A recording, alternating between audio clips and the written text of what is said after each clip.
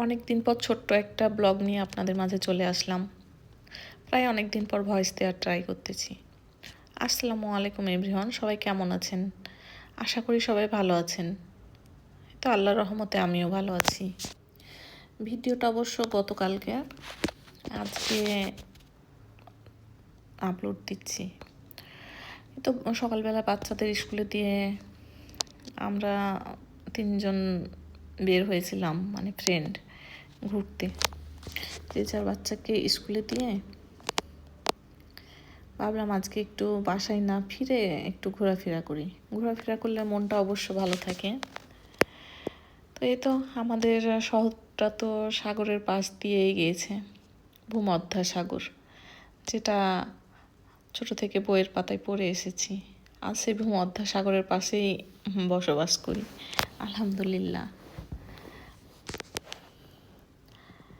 আল্লাহ কে কখন কাকে কিভাবে কোন জায়গায় কোথায় রিজিক লিখে রেখেছে আমরা তো তা জানি না। তো সব কিছুর জন্য আলহামদুলিল্লাহ। বিদেশের জীবন, এখানে তো আসলে আপনজন বলতে ফ্রেন্ডরাই। একসময় আমরা কেউ কাউকে চিনতাম না, অথচ কিভাবে যেন একজন আরেকজনের এত পরিচিত হয়ে গেলাম। স্কুল ফ্রেন্ডদের সাথে সারা জীবন যোগাযোগ থাকে না, কিন্তু সংসার লাইফে এসে যে যেখানে বসবাস করে সেখানে যাদের সাথে পরিচয় হয় তারাই আমাদের আপন হয়ে যায়। তাদের সাথে আমাদের রক্তের কোনো সম্পর্ক নেই, কিন্তু তারা এই রক্তের সম্পর্কের চেয়ে বড় হয়ে ওঠে। কারণ এই প্রবাস লাইফে তো তারাই সব। যাই হোক, আমি কিছু ভালো মনের কিছু ভালো ফ্রেন্ড পেয়েছি, এর জন্য আলহামদুলিল্লাহ।